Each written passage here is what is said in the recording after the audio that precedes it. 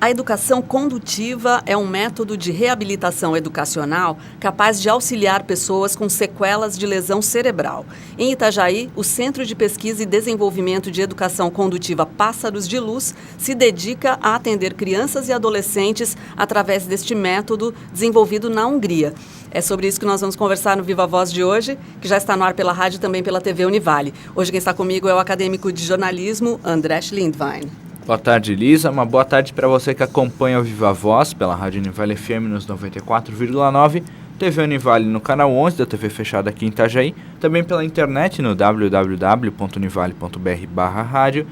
E para você entrar em contato conosco são os nossos meios, que é o e-mail, que é vivavozunivale@hotmail.com, ou na nossa página no Facebook, facebook.com/vivavozunivale. Mesmo. E para falar sobre educação condutiva, nós convidamos a pedagoga Grácia Corrêa, que é diretora do Centro de Pesquisa e Desenvolvimento de Educação Condutiva Pássaros de Luz. Obrigada pela presença, Grácia. Nós é que agradecemos o convite e estamos à disposição. Grácia, você pode explicar um pouco melhor para a gente o que é a educação condutiva? No começo tu falaste bem, a educação condutiva ela é uma metodologia, nós dizemos que é um atendimento especializado direcionado para pessoas com sequelas de lesão cerebral. Então, no caso, uma paralisia cerebral, sequelas de AVC, temos casos de mielomeningocele, traumatismo craniano, encefálico, né? Temos também adultos com Parkinson. Então, é nesse rol das alterações neuromotoras. E é dizemos assim, um atendimento que tem uma teoria muito bem embasada nas neurociências. A educação condutiva tem embasamento dentro da plasticidade cerebral, que seria a capacidade do cérebro, né, de se reorganizar quando ele é estimulado adequadamente. E também tem uma prática assim, muito metódica, uma rotina com objetivos traçados e que tem trazido resultados significativos para as pessoas e para as famílias. Bacana. Quais os princípios da educação condutiva, como que ela funciona na prática? Então, na prática, a educação condutiva, primeiro, para fazer a educação condutiva, para realizar o planejamento da educação condutiva e a ação, precisa ter um profissional formado em educação condutiva, chama-se condutor. Nós não temos essa formação no Brasil, então nós trazemos um profissional estrangeiro formado na Hungria. Ele é mexicano, chama-se Irving Ortiz Ávila, e está conosco desde 2010. Esse é o primeiro princípio. Não seria uma escalação, mas eu vou falando, né? Outra coisa que é muito positiva é realizada sempre em grupo. Organizamos os grupos pelos casos, por idades. Aqui em Itajaí, principalmente, organizamos por idade e cada caso, né? Outra coisa importante também é a rotina que a educação condutiva tem. Uma rotina diária que dá segurança para a criança, ela sabe o que vai acontecer, ela se sente motivada nessa rotina e eles vão, no mínimo de segunda a quinta, no centro. Eles têm aula, vamos dizer, porque a gente trabalha como uma visão educacional todos os dias, desde os bebês com suas mães até os adultos. E eu gostaria de destacar também o princípio que é um grande diferencial da educação condutiva, que o criador dela, chamado András Petró, um médico húngaro, ele criou a intenção rítmica. Então, ela tem uma base assim dentro da neurolinguística, vamos dizer. Ela torna a ação realizada no momento consciente. Então, os movimentos de uma pessoa com lesão, eles têm dificuldades para realizar, por isso eles precisam de uma outra pessoa que a gente chama de facilitador, né, ou do condutor, mas tudo é realizado através da música, da contagem, dentro de um ritmo. Então, aquilo que eles estão fazendo, eles estão falando. E aquilo que eles estão falando, eles estão realizando. Então, tira a dimensão mecânica de só alongar, esticar ou flexionar ou alongar um braço e o cérebro vai escutando e vai internalizando aquela ação. Então, acho que eu, como pedagoga, né, acreditando assim no processo de aprendizagem, isso eu vejo uma grande sacada da educação condutiva, né? Transformar tudo aquilo em não mecânico, mas uma aprendizagem, realmente. Ok. Agora, Grácia, uma pessoa com lesão cerebral tem que tipo de dificuldades? Porque eu imagino que a lesão cerebral, você mesma já disse no início, acaba gerando diferentes situações, né? Isso, é verdade. Existe um leque de sintomatologia, né? Eu sou pedagoga e levei um tempão para aprender um pouquinho só na experiência, né? Mas as pessoas, principalmente as que têm lesão cerebral, elas têm alterações neuromotoras. Então, a dificuldade é mais motora, certo? Todo tipo de movimento. De todo tipo de movimento, desde a fala enquanto movimento também, né, para alguns. Certo. E depende de onde a lesão aconteceu, em que região do cérebro, ela tem uma sintomatologia. Então, as pessoas que estão lá, elas vão para aprender ou reaprender um movimento. Ok. Seria nós chamamos de pedagogia do movimento. Certo. Certo? Essa é a educação. Essa é a educação cognitiva. Ok. Conseguir reorganizar os seus movimentos e realizar mesmo, né? Realizar. Enquanto ele não consegue, nós temos um facilitador por pessoa, certo? No grupo de mães e bebês, que é de estimulação precoce, que é a época de ouro, como diz o nosso condutor, onde a gente tem que estar estimulando muito, né? Então, a mãe faz esse papel. Certo.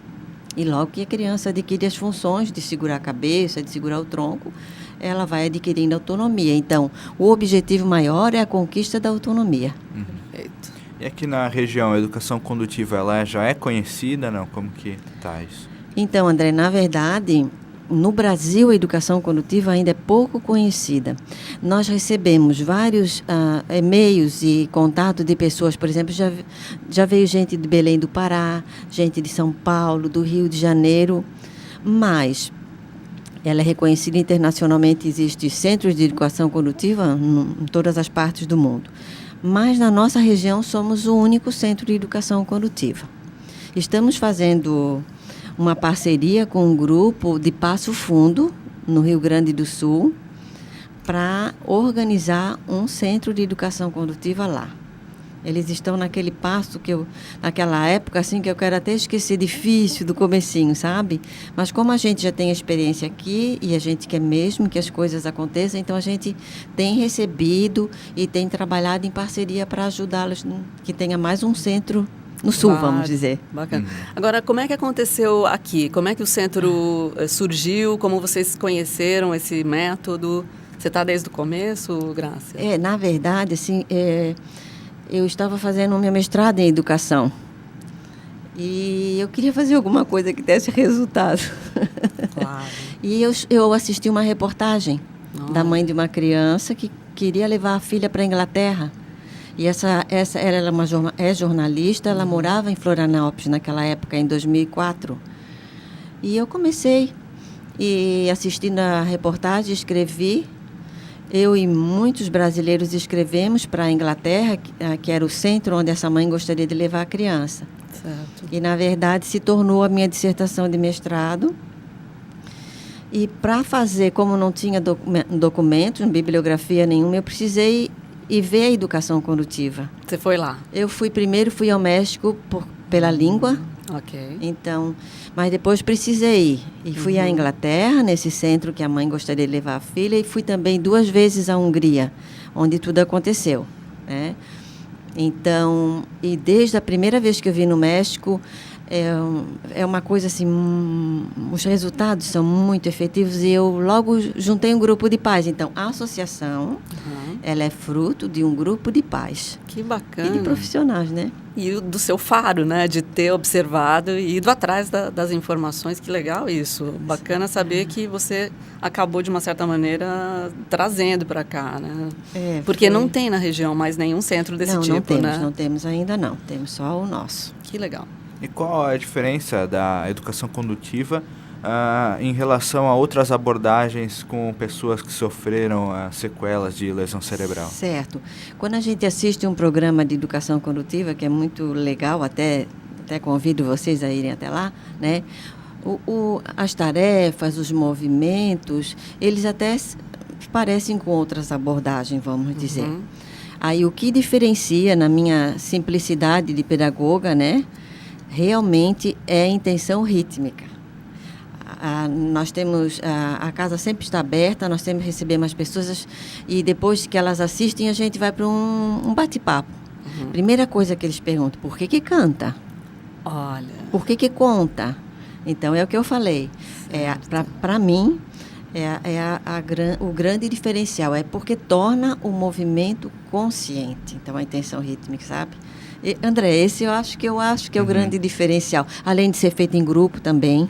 Sim. O grupo é muito motivador. Um aprende com o outro, um se espelha no outro, um ajuda o outro. Então, é outra visão pedagógica também, porque nas escolas nós também estudamos em grupo, não é? Sim. Então, essa visão pedagógica da educação cognitiva, educacional, eu acho que é o diferencial.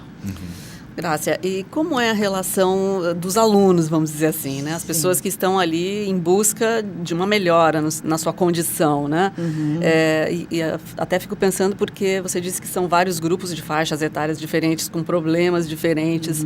Como é a relação? Você tem como fazer um relato de cada grupo? Por exemplo, as crianças aceitam bem? Porque você disse que tem essa coisa da música e tal. Isso. E os adultos têm alguma resistência? Enfim, como é que funciona? É bem interessante, assim, os programas são...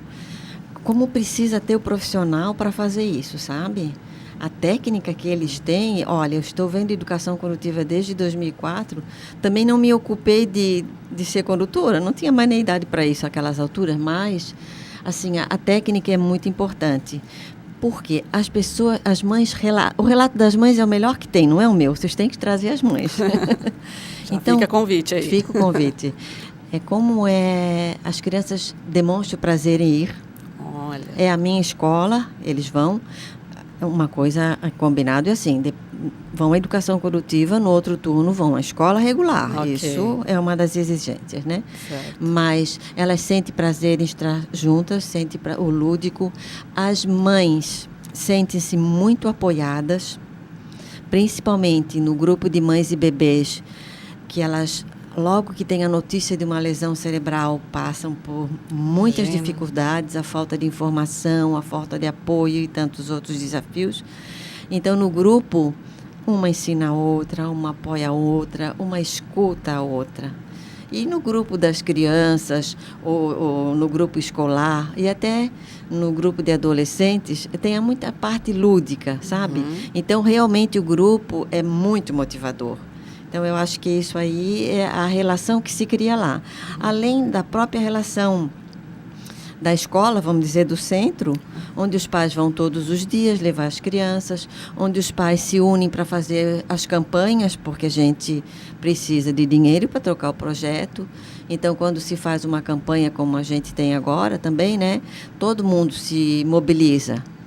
Então, um curte pelo sucesso do outro. Isso é muito o bonito. Bom. E desde que foi fundado Pássaros de Luz, qual que é a avaliação que vocês fazem no trabalho até agora? Assim, André, olha, eu vou dizer uma coisa. Quando os pais chegam com os bebês lá na educação condutiva para a primeira avaliação, logo eles perguntam assim, quando é que ele vai poder andar? E nós sempre dizemos, eu aprendi a dizer e o nosso condutor diz... Primeira coisa que ele precisa aprender é segurar a cabeça. Então, é um passo a passo. As conquistas lá são comemoradas assim, ó, quando um bebê não está mais com a cabecinha abaixada, mas levanta a cabeça, quando consegue sentar.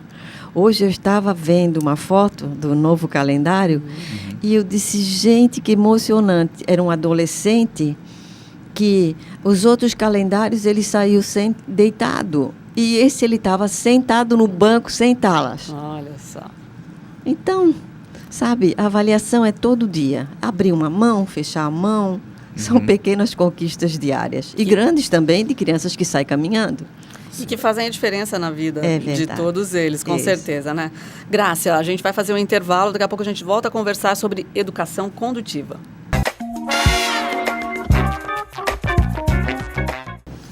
Já estamos de volta. Hoje estamos conversando sobre educação condutiva e a nossa convidada é Grácia Correia, pedagoga, diretora do Centro Pássaros de Luz. Grácia, você estava comentando como se faz para conseguir manter os trabalhos da Pássaros de Luz, né? Isso. E aí você disse que tem campanhas.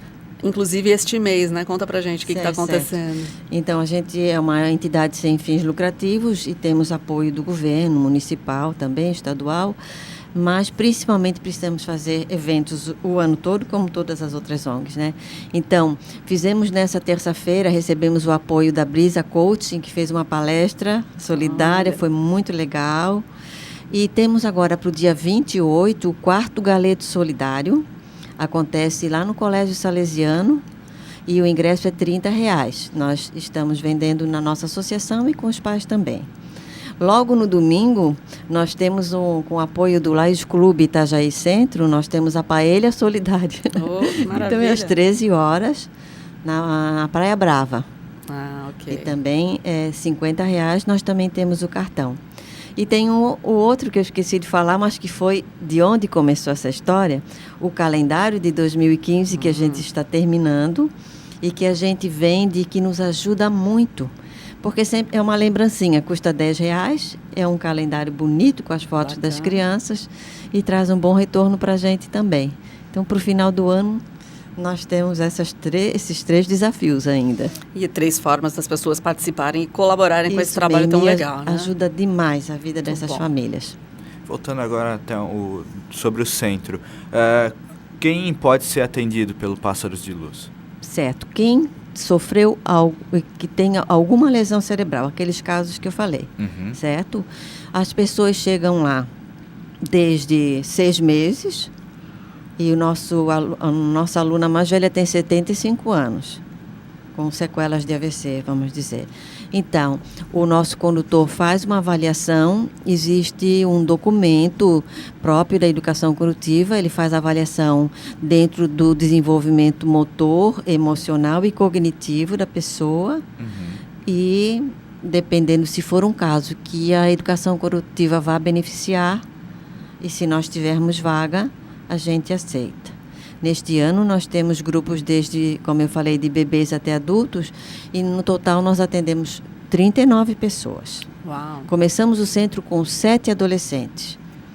E hoje a gente consegue atender 39 pessoas, indo todos os dias, no mínimo quem vai é 1 hora diária. Okay. Há grupos que vão 2 horas e 15, dependendo dos casos. Não sei se você tem esse dado, mas existe um levantamento do número de pessoas de Itajaí que necessitam desse tipo de atendimento? Então, a questão da estatística é muito complicada, né?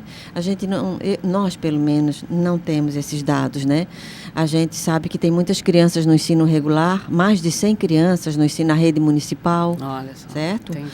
Em 2004, quando eu comecei, eu me lembro que na PAI tinha 40 pessoas, naquela época, 40 pessoas.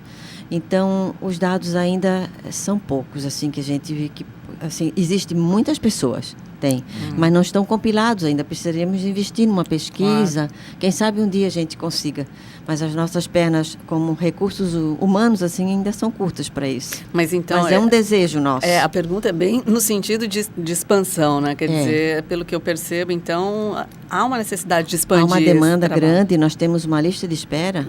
Já tem uma lista de espera. Temos, assim como outras instituições que a gente conhece que tem lista de espera. Não, temos lista. É triste. Pois A pior coisa é essa.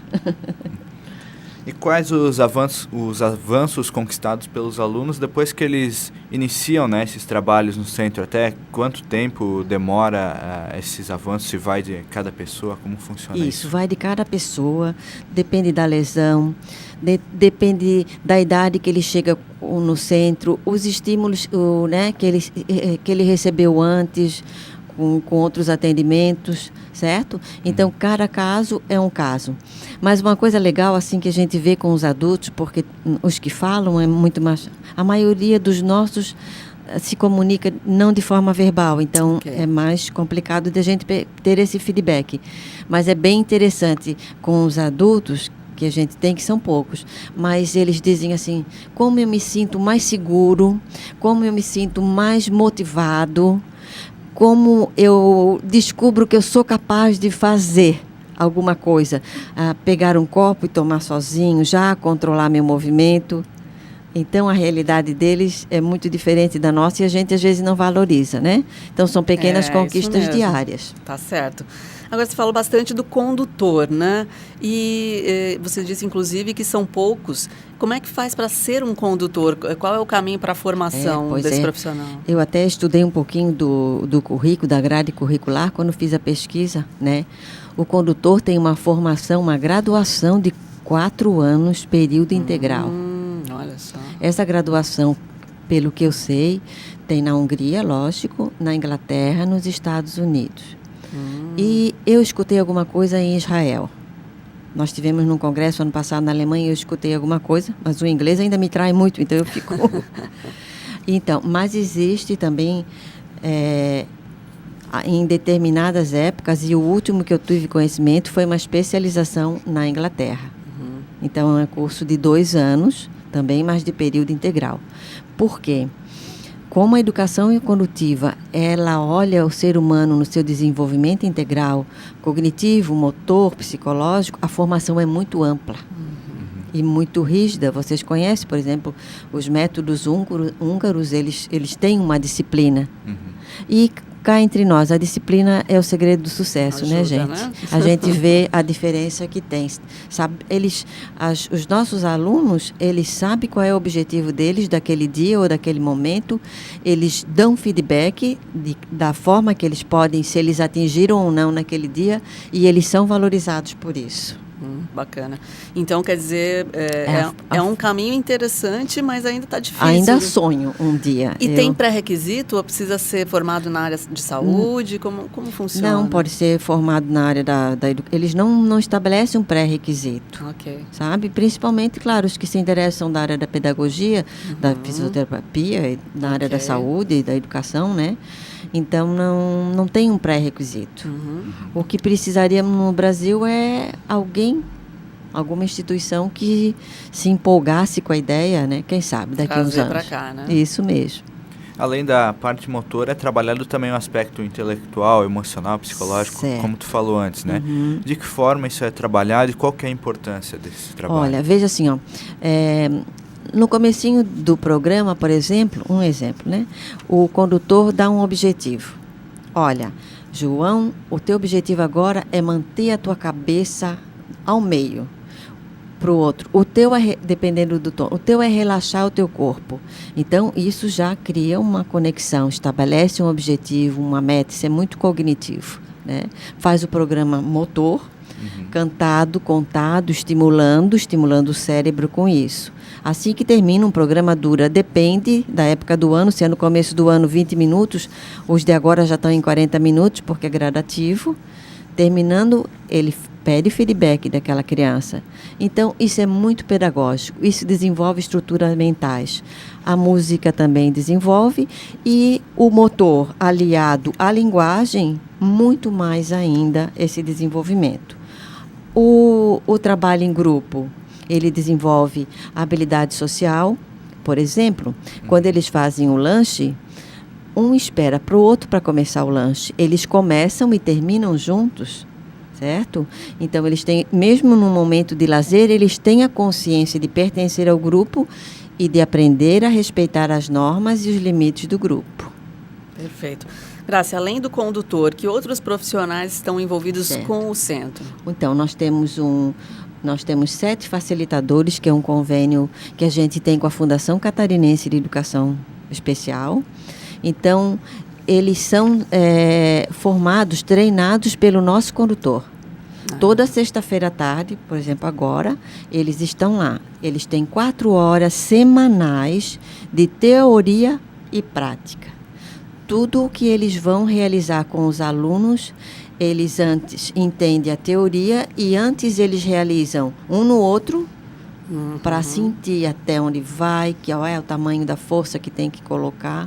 Então, ninguém toca no aluno sem antes entender o programa, que é mudado a cada 4 semanas. Certo? Então, eles têm teoria. Chamamos de campos, né? Porque aí ele reavalia, cada aluno monta novo programa cada 4 semanas para dar um avanço, significativo Bem no dinâmico. desenvolvimento integral de cada um. Quais as expectativas futuras para o Centro Pássaros de Luz? Então, a gente tem... Agora, assim, nós sempre se quer ampliar, né? Sempre se quer... A cada ano a gente amplia um pouquinho o atendimento. Mas eu acho que agora nós chegamos, assim, no ponto de começar a pensar, de achar um espaço maior, certo? De aumentar as parcerias, estruturar a gestão do próprio centro, né? Ano que vem troca a diretoria porque ela é de 2 em 2 anos. Então, ampliar o atendimento, ampliar o espaço. Quem sabe, daqui uns 3 anos eu venha contar outras coisas Opa, para vocês. com E a gente certeza. poder estar contribuindo com mais pessoas. Grácia, vamos deixar o endereço, porque a gente falou até agora Isso, do centro e não falamos onde ele fica, É né? verdade, é. Então, é bem fácil. Nós ficamos na Rua Brusque, 241, bem na frente da Escola Adventista, saindo da Uruguai, quem vai daqui, virando logo à esquerda. E é uma casa que era uma academia, tem um telhado, é bem fácil, do lado da Secretaria de Assistência Social, de Desenvolvimento Social. Então, Bacana. Rua Brusque, 241, Centro. Telefone para Opa. contato? Isso. Claro. 3349-9333. 3349-9333. Pessoas que quiserem participar, então, das campanhas, da paella, Do galeto, do calendário, a gente ficaria muito agradecida e estamos de braços abertos. E também quem quiser assistir os programas de educação condutiva ou fazer alguma avaliação de alguma pessoa, nós também talvez tenhamos algumas vaguinhas para fazer avaliação. E nessa ótimo. avaliação o condutor dá muitas orientações. Certo. Como é que é uma cadeira, como é que fica bem na cadeira, se precisa uma órtese. Esse é um serviço bem legal que a gente oferece também. Olha, É só ligar para o bacana. nosso telefone. Muito bom. Grácia, muito obrigada. Volte sempre com mais novidades interessantes. Nós é que agradecemos, foi uma oportunidade espetacular para nós. Muito obrigada. Essa foi a pedagoga Grácia Correia, diretora do Centro de Pesquisa e Desenvolvimento de Educação Condutiva Pássaros de Luz, que fica aqui em Itajaí. É isso, né, André? É isso aí, o programa de hoje fica por aqui, até o próximo.